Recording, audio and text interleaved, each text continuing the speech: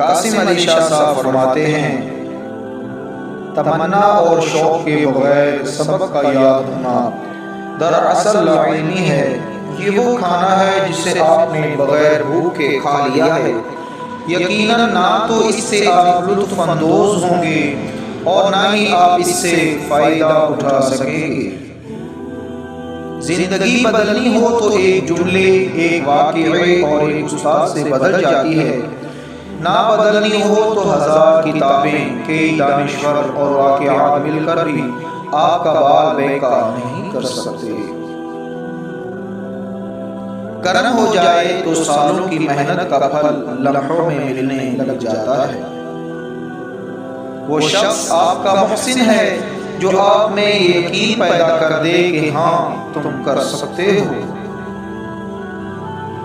لوگ مقصد کا انتخاب کرتے ہوئے ڈرتے ہیں کیونکہ انہیں صرف رکاوٹیں نظر آتی ہیں۔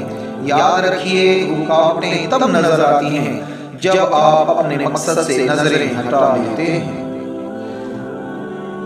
سب جیسوں میں سب جیسا نہیں بننا، خود کو منفرد بنائیے، خیالات، شخصیت اور عادات کے لحاظ سے۔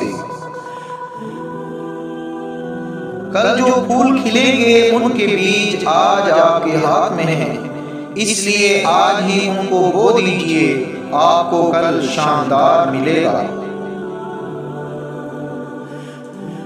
ہر انسان میں ایک تڑپ اور لگن موجود ہوتی ہے اور یہی تڑپ اور لگن اس کو عظمت تک لے جا سکتی ہے۔ بس چھوٹا سا کام یہ کر لیں، اس تڑپ اور لگن کو کوئی سمت دے دیں۔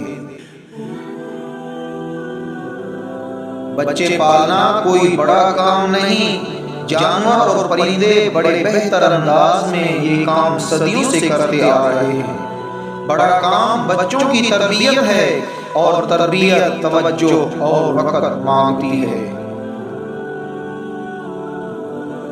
وعدہ کریں کہ نہ کبھی محنت کرنا چھوڑیں گے اور نہ خواب دیکھنا ترک کریں گے، کیونکہ خواب دیکھنے والا محنتی انسان ترقی ضرور کرتا ہے۔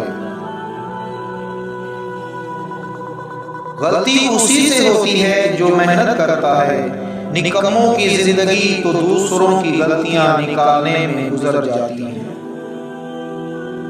بڑے خواب سجائیں، کیونکہ جو چیز آپ کے تصور میں نہیں وہ حقیقت کا روپ نہیں دھار سکتی۔ انسان پر سب سے بڑی رحمت یہ ہے کہ انسان کی آنکھ کھل جائے اور اسے پتہ چل جائے کہ وہ کہاں ہے، کہاں جا رہا ہے۔ جب اپنی آنکھ خود پر کھلتی ہے تو اپنی غلطیاں، اپنی کوتاہیاں، اپنے اندر کے موسیٰ اور اپنے اندر کے فرعون کا پتہ لگ جاتا ہے۔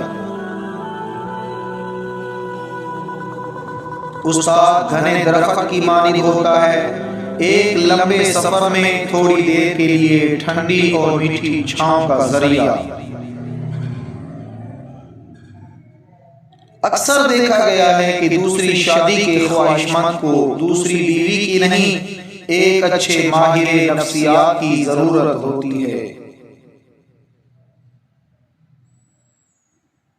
ہم کیوں بھول جاتے ہیں کہ عزت و احترام اور پیار مانگنے سے نہیں، دینے سے ملتا ہے۔